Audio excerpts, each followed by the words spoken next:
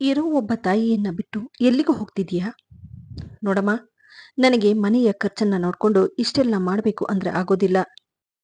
ನಾನು ಬೇರೆ ಹೋಗ್ತಾ ಇದ್ದೀನಿ ಎಂದು ಮಗ ಹೇಳಿದ ಮಾತಿಗೆ ಒಂದು ಕ್ಷಣಕ್ಕೆ ಆ ತಾಯಿ ಗಂಡನನ್ನು ಕಳೆದುಕೊಂಡು ಒಂಟಿಯಾಗಿದ್ದ 62 ವರ್ಷದ ರಾಜಮ್ಮ ಹೊಟ್ಟೆ ಹಸಿವಿನಿಂದ ರಾತ್ರಿ ಉಳಿದ ಗಂಜಿಯನ್ನು ಕುಡಿದು ಅಲ್ಲಿಂದ ಸೀದಾ ಎದ್ದು ಮುಂದೆ ಏನು ಮಾಡಬೇಕು ಅನ್ನೋದು ಗೊತ್ತಾಗದೆ ಅಲ್ಲೇ ಪಕ್ಕದಲ್ಲಿರುವ ಒಂದು ತರಕಾರಿ ಅಂಗಡಿಯ ಬಳಿ ಬಂದು ತರಕಾರಿ ಮಾರುತ್ತಿದ್ದವನ ಬಳಿ ಆಕೆ ತನ್ನ ಬಳಿ ಇದ್ದ ಒಂದು ಚೀಟಿಯನ್ನು ತೆಗೆದು ಆತನಿಗೆ ಕೊಟ್ಟು ಹೇಳ್ತಾರೆ, ನೋಡಪ್ಪ, ನಿನ್ನ ಫೋನಿನಿಂದ ಈ ನಂಬರ್ಗೆ ಸ್ವಲ್ಪ ಫೋನ್ ಮಾಡಿಕೊಡು ಎಂದಾಗ ಆತ ಕೂಡ ಏನು ಪ್ರಶ್ನೆ ಮಾಡದೆ ರಾಜಮ್ಮ ಕೊಟ್ಟ ನಂಬರ್ಗೆ ಫೋನ್ ಮಾಡಿಕೊಡ್ತಾನೆ.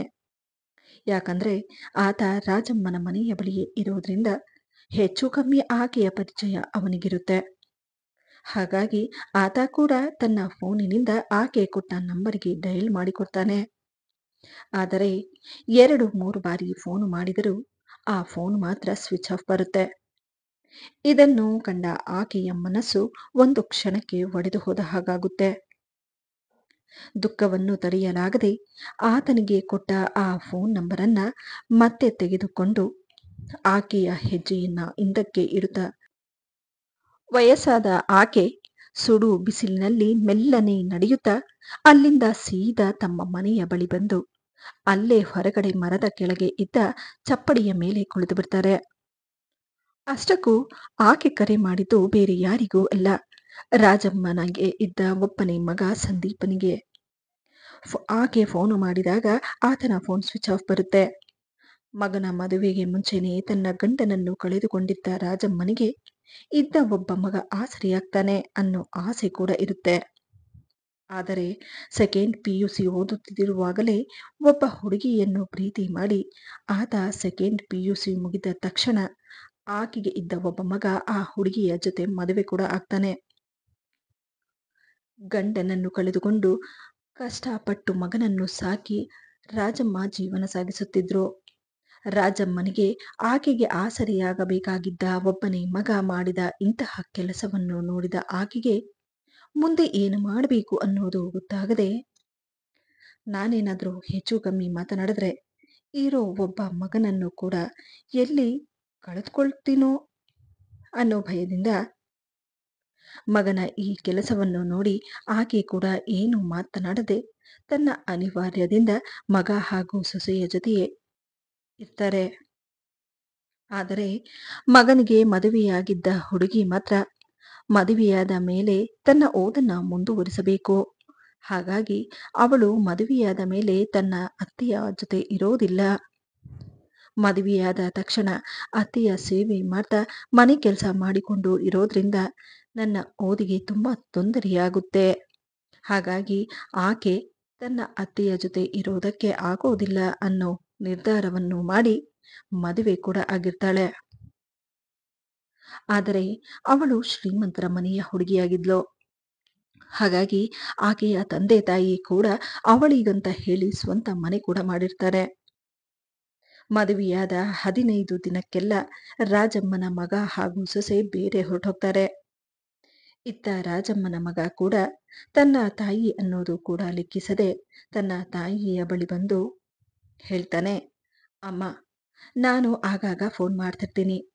ಮದುವೆಯಾದ ಮೇಲೆ ನನಗೂ ಜವಾಬ್ದಾರಿಗಳು ಹೆಚ್ಚಾಗುತ್ತೆ. ಜೊತೆಯಲ್ಲಿದ್ದು ನಾನು ದುಡಿದು ಎಲ್ಲವನ್ನ ನಿಭಾಯಿಸೋದಕ್ಕೆ ತುಂಬಾ ಕಷ್ಟ ಆಗುತ್ತೆ. ರೇವತಿ ಕೂಡ ಮುಂದೆ ಓದಬೇಕು ಅಂತಿದ್ದಾಳೆ. ಅದರಲ್ಲಿ ನಾನಿಲ್ಲಿದ್ದು ಏನು ಮಾಡೋದಕ್ಕಾಗಲ್ಲ. ನೀನೇನು ಭಯ ಪಡಬೇಡ, ನಾನು ಆಗಾಗ ಫೋನ್ ಮಾಡ್ತಿರ್ತೀನಿ ಎಂದು ಹೇಳಿ ತನ್ನ ತಾಯಿ ಏನೇ ಹೇಳಿದರೂ ಆತ ಕೇಳುವ ಪರಿಸ್ಥಿತಿಯಲ್ಲಿ ಇರೋದಿಲ್ಲ. ತನ್ನ ತಾಯಿಗೆ ಒಂದೆರಡು ಸಮಾಧಾನದ ಮಾತುಗಳನ್ನ ಹೇಳಿ ತನ್ನ ಹೆಂಡತಿಯ ಜೊತೆ ಅಲ್ಲಿಂದ ಹೊರಟೋಗ್ತಾನೆ. ಇನ್ನ ಮಗ ಹೋದ ಆ ದಿನಗಳನ್ನು ನೆನಪಿಸಿಕೊಂಡು ಮರದ ಕೆಳಗೆ ಕುಳಿತಿದ್ದ ರಾಜಮ್ಮ ಮಗ ತಾಯಿಯನ್ನು ಬಿಟ್ಟು ಹೋದ ಮೇಲೆ ಆಕೆ ಮನೆ ಕೆಲಸಗಳನ್ನ ಮಾಡಿಕೊಂಡು ತನ್ನ ಹೊಟ್ಟೆಯನ್ನು ತುಂಬಿಕೊಳ್ಳುತ್ತಿದ್ಲು. ಆದರೆ ದಿನಗಳು ಕಳೆದ ಹಾಗೆ ಆಕೆಗೆ ವಯಸ್ಸಾಗ್ತಾ ಬರುತ್ತೆ. ಹಾಗಾಗಿ ಮನೆ ಕೆಲಸ ಮಾಡುವಷ್ಟು ಶಕ್ತಿ ಕೂಡ ಆಕೆಗೆ ಇರೋದಿಲ್ಲ. ಆದರೆ ಆಕೆ ನಂಬುತ್ತಿದ್ದ ಆ ದೇವರು ಆಕೆಯ ಕೈ ಬಿಡಲಿಲ್ಲ. ಆಕೆಗೆ ಬರುತ್ತಿದ್ದ ಪಿಂಚಿನ್ ದುಡ್ಡಿನಿಂದ ಮನೆಗೆ ರೇಷನ್ ತಂದುಕೊಂಡು ತನ್ನ ಔಷಧಿಗಳಿಗೆ ಆ ದುಡ್ಡು ಸರಿ ಹೋಗ್ತಿತ್ತು. ಹಾಗಾಗಿ ತಕ್ಕ ಮಟ್ಟಿಗೆ ಆಕೆಯ ಜೀವನ ನಡೆದಿತ್ತು. ಆದರೆ ಕಳೆದ 1 ತಿಂಗಳಿನಿಂದ ಪಿಂಚಿನ್ ದುಡ್ಡು ಬರುವುದು ನಿಂತು ಹೋಗಿರುತ್ತೆ. ಹಾಗಾಗಿ ಆಕೆಗೆ ತುಂಬಾ ಕಷ್ಟ ಆಗಲು ಶುರುವಾಗುತ್ತೆ. ಮೊದಲೇ ವಯಸ್ಸಾಗಿದೆ. ಅದರಲ್ಲೂ ಓದು ಬರಹ ಗೊತ್ತಿಲ್ಲದೆ ಒಂಟಿಯಾಗಿ ಇದ್ದ ಆಕೆಗೆ ಮುಂದೆ ಏನು ಮಾಡಬೇಕು ಅನ್ನೋದು ಗೊತ್ತಾಗದೆ ತನ್ನ ಮಗನಿಗೆ ಫೋನ್ ಮಾಡ್ತಾಳೆ. ಆದರೆ ಮಗನ ಫೋನ್ ಸ್ವಿಚ್ ಆಫ್ ಬರುತ್ತೆ. ಜೊತೆಯಲ್ಲಿದ್ದಾಗ ತಾಯಿಯನ್ನು ನೋಡಿಕೊಳ್ಳದ ಆತ ಇನ್ನು ಮದುವೆಯಾದ ಮೇಲೆ ತಾಯಿಯನ್ನು ನೋಡಿಕೊಳ್ಳುತ್ತಾನೆ ಅನ್ನೋ ನಂಬಿಕೆ ಕೂಡ ಆಕೆಗೆ ಹೊರಟು ಹೋಗುತ್ತೆ. ಇನ್ನು ರಾತ್ರಿ ಉಳಿದ ಗಂಜಿಯನ್ನು ಕುಡಿದ ಆಕೆ ಮಧ್ಯಾಹ್ನದವರೆಗೂ ಹಾಗೋ ಹೀಗೋ ಕಾಲ ಕಳೀತಾರೆ.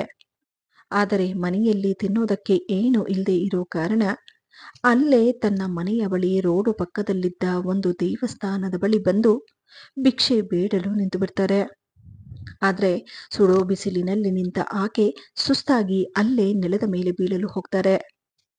ಆಗ ದೇವಸ್ಥಾನದ ಬಳಿ ಕುಳಿತುಕೊಂಡಿದ್ದವರಿಗೆ ಊಟ ಕೊಡ್ತಿದ್ದ 25 ವರ್ಷದ ಹುಡುಗಿ ರೇಖಾ ಕೆಳಗೆ ಬೀಳುತ್ತಿದ್ದ ರಾಜಮ್ಮನನ್ನು ನೋಡಿ ಓಡಿ ಬಂದು ಆಕೆಯನ್ನು ಹಿಡಿದುಕೊಳ್ಳುತ್ತಾ, ಅರೆರೆ ಅಮ್ಮ, ಹುಷಾರು, ಈ ಕಡೆ ಬನ್ನಿ, ನೆರಳಿದೆ, ಇಲ್ಲಿ ಕುತ್ಕೊಳ್ಳಿ ಎನ್ನುತ್ತಾ, ಇಷ್ಟು ಸುಡು ಬಿಸಿಲಿನಲ್ಲಿ ಈ ರೀತಿ ನಿಂತ್ಕೊಂಡಿದ್ದೀರಲ್ಲ, ತಗೊಳ್ಳಿ, ಈ ಬಾಟ್ಲಲ್ಲಿ ನೀರಿದೆ, ಮೊದಲು ನೀರು ಕುಡೀರಿ ಎಂದಾಗ ನೆಲದ ಮೇಲೆ ಕುಳಿತು ರಾಜಮ್ಮ ಮೊದಲು ನೀರನ್ನ ಕುಡಿತಾರೆ.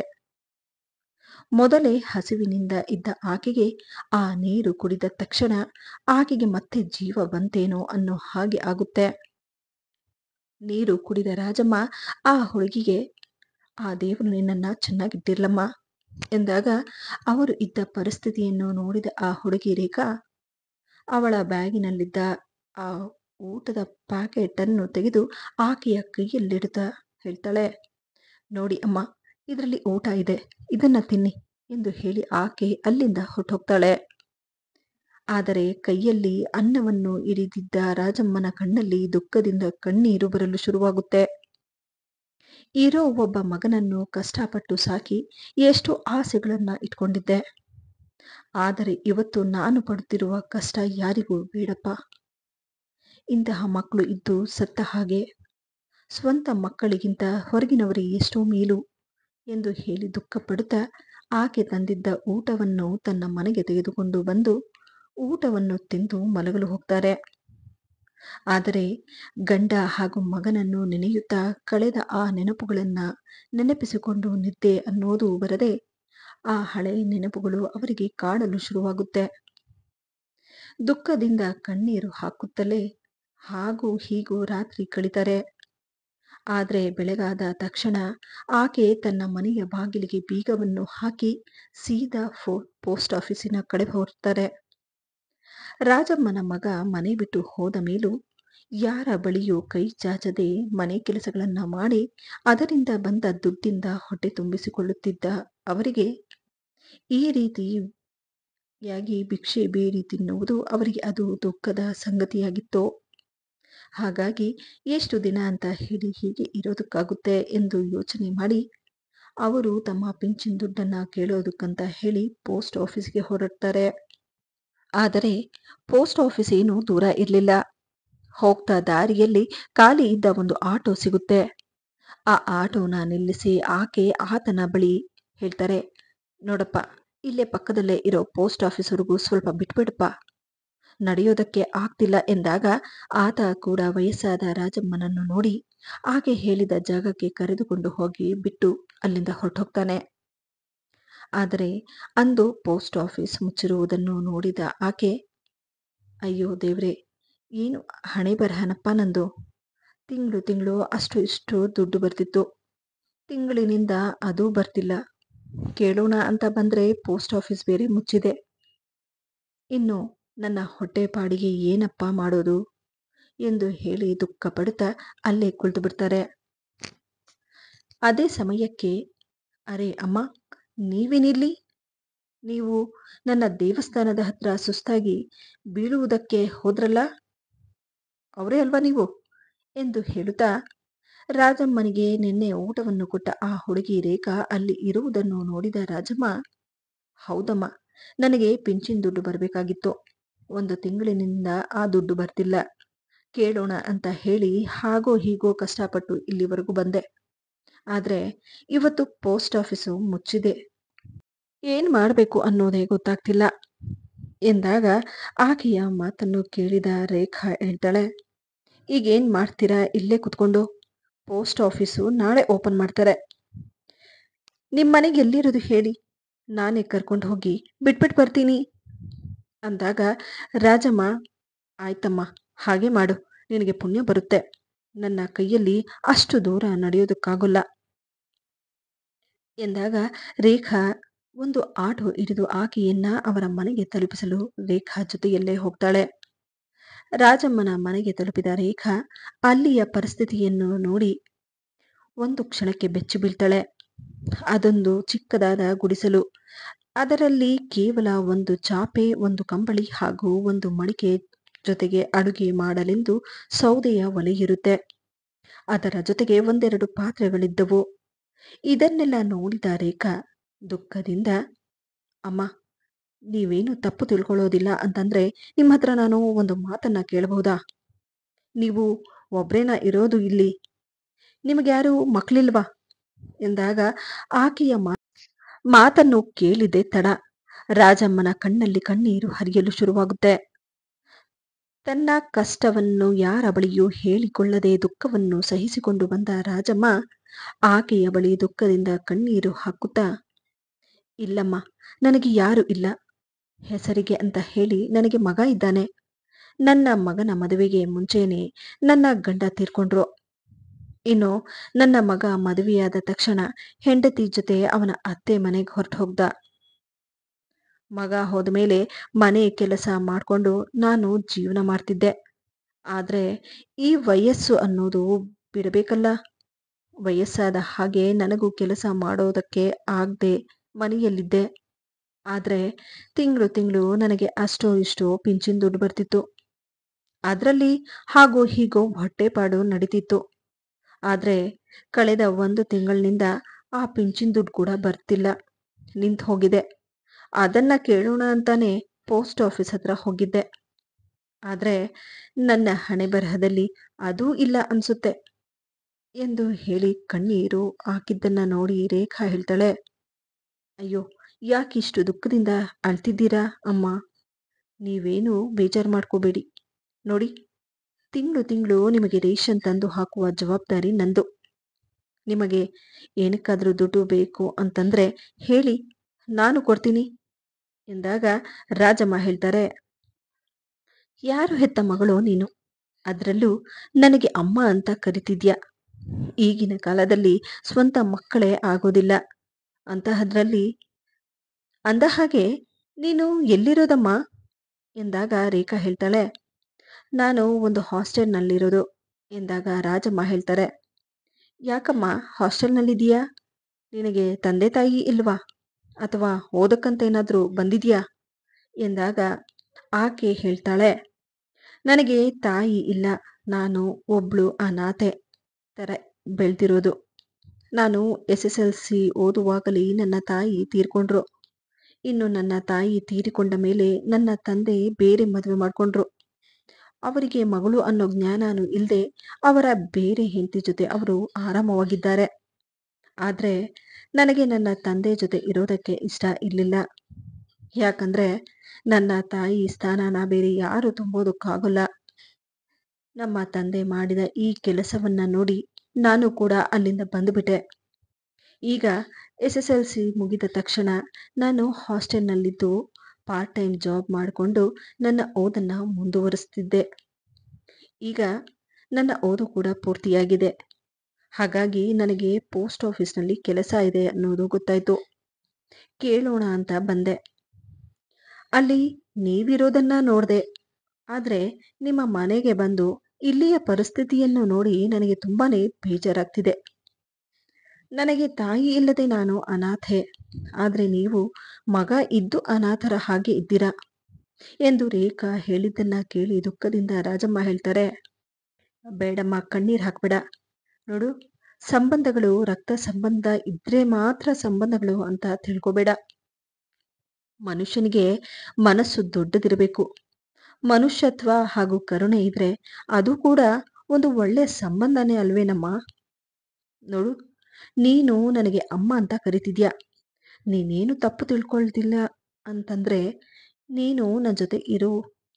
ನಿನಗೆ ಯಾರೂ ಇಲ್ಲ ಅಂತ ತಿಳ್ಕೊಬೇಡ.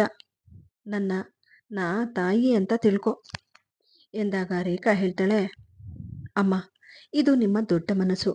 ತಾಯಿ ಇಲ್ಲದೆ ಅನಾಥೆಯಾಗಿರೋ ನನಗೆ ಈ ಒಂದು ಸ್ಥಾನನ ತುಂಬ್ತೀನಿ ಅಂತ ಅಂದ್ರೆ ಅದು ನಿಮ್ಮ ದೊಡ್ಡತನ. ಆದ್ರೆ ನಾನು ನಿಮಗೆ ಕಷ್ಟ ಕೊಡೋದಕ್ಕೆ ಇಷ್ಟಪಡೋದಿಲ್ಲ ಎಂದಾಗ ರಾಜಮ್ಮ ಹೇಳ್ತಾಳೆ, ಏನ್ ಹೇಳ್ತಿದೀಯಮ್ಮ ನೀನು? ನನ್ನನ್ನ ಅಮ್ಮ ಅಂತ ಕರಿತಿದ್ಯಾ. ನನಗೂ ಯಾರೂ ಇಲ್ಲ. ನನಗೆ ಮಗ ಇದ್ದು ನಾನು ಅನಾಥೆ. ಈಗ ನನಗೊಬ್ಳು ಮಗಳಿದ್ದಾಳೆ ಅನ್ನೋ ಸಂತೋಷ ನನಗಾಗುತ್ತೆ. ಆ ಮಗಳ ಜೊತೆ ಉಳಿದಿರೋ ದಿನಗಳನ್ನ ಕಳಿತೀನಿ ಎಂದಾಗ ಆಕೆಯ ಮಾತನ್ನು ಕೇಳಿ ದುಃಖದಿಂದ ರೇಖಾ ಹೇಳ್ತಾಳೆ, ನೋಡಿ ಅಮ್ಮ, ನನಗೂ ಯಾರೂ ಇಲ್ಲ. ನಾನು ಕೂಡ ಒಂಟಿನೇ ಇರೋದು. ನನ್ನನ್ನ ಮಗಳ ಸ್ಥಾನಕ್ಕೆ ನೀವು ಹೋಲಿಸ್ತಿದ್ದೀರಾ ಅಂದಮೇಲೆ ನಾನು ನಿಮ್ಮ ಜೊತೆ ಇರ್ತೀನಿ. ಆದ್ರೆ ಈ ಮನೆಯಲ್ಲ. ಆದಷ್ಟು ಬೇಗ ನನಗೆ ಒಂದು ಕೆಲಸ ಸಿಗುತ್ತೆ. ಆ ಕೆಲಸ ಸಿಕ್ಕಿದ ಮೇಲೆ ಚಿಕ್ಕದಾದ ಒಂದು ಒಳ್ಳೆ ಮನೆ ತಗೊಂಡು ನೀವು ನನ್ನ ಜೊತೆನೇ ಇರಿ ಎಂದು ಹೇಳಿದ ಮಾತನ್ನು ಕೇಳಿದ ರಾಜಮ್ಮ ಸಂತೋಷದಿಂದ ತನ್ನ ಕಣ್ಣೀರನ್ನು ಒರೆಸಿಕೊಳ್ಳುತ್ತಾ, ದೇವರು ಇದ್ದಾನೆ ಅನ್ನೋದು ಇದಕ್ಕೆ. ಅವನನ್ನ ನಂಬಿದವರನ್ನು ಅವನು ಯಾವತ್ತೂ ಕೈ ಬಿಡೋದಿಲ್ಲ ಅನ್ನೋದು ಕೂಡ ಇದಕ್ಕೆ. ನಮ್ಮ ನೀನು ನನ್ನ ಪಾಲಿಗೆ ಆ ದೇವರು ಬಂದ ಹಾಗೆ ಬಂದೆ. ನಿನ್ನ ಜೀವನದಲ್ಲಿ ನೀನು ಇನ್ನೂ ಉನ್ನತ ಮಟ್ಟಕ್ಕೆ ಬೆಳಿ. ಆ ದೇವರು ನಿನ್ನನ್ನು ತುಂಬಾ ಚೆನ್ನಾಗಿಟ್ಟಿರ್ಲಿ. ನೀನು ಹೇಗೆ ಹೇಳ್ತೀಯೋ ಹಾಗೆ ಆಗ್ಲಿ ಎಂದು ಹೇಳಿ ಸಂತೋಷ ಪಡ್ತಾರೆ. ಮೊದಲೇ ಮಗನನ್ನು ಕಳೆದುಕೊಂಡು ಒಂಟಿಯಾಗಿ ಜೀವನ ಸಾಗಿಸುತ್ತಿದ್ದ ಆಕೆಗೆ ರೇಖಾ ಸಿಕ್ಕಿದ್ದು, ಒಬ್ಬ ಮಗಳು ಸಿಕ್ಕಷ್ಟೇ ಸಂತೋಷ ಆಕೆಯ ಮುಖದಲ್ಲಿ ಎತ್ತಿ ಕಾಣುತ್ತಿತ್ತು. ಇನ್ನು ರೇಖಾ ಹೇಳಿದ ಹಾಗೆ ಅವಳಿಗೂ ಒಂದು ಒಳ್ಳೆ ಕೆಲಸ ಸಿಗುತ್ತೆ. ಕೆಲಸ ಸಿಕ್ಕಿದ ನಂತರ ಚಿಕ್ಕದಾದ ಒಂದು ಮನೆ ಬಾಡಿಗೆಗೆ ನೋಡಿ ರಾಜಮ್ಮನನ್ನು ಜೊತೆಯಲ್ಲಿಟ್ಕೊಂಡು ಆಕೆಯ ಜೊತೆ ರೇಖಾ ಸಂತೋಷವಾಗಿರಲು ಪ್ರಯತ್ನ ಪಡ್ತಾಳೆ. ಈ ವಿಡಿಯೋದಿಂದ ನಿಮಗೇನಾದರೂ ಉಪಯೋಗವಾದಲ್ಲಿ ವಿಡಿಯೋಗೆ ಒಂದು ಲೈಕ್ ಮಾಡಿ, ಆದಷ್ಟು ವಿಡಿಯೋಸನ್ನು ಶೇರ್ ಮಾಡಿ ಹಾಗೂ ನನ್ನ ಚಾನಲನ್ನು ಸಬ್ಸ್ಕ್ರೈಬ್ ಮಾಡುವುದನ್ನು ಮರೆಯಬೇಡಿ.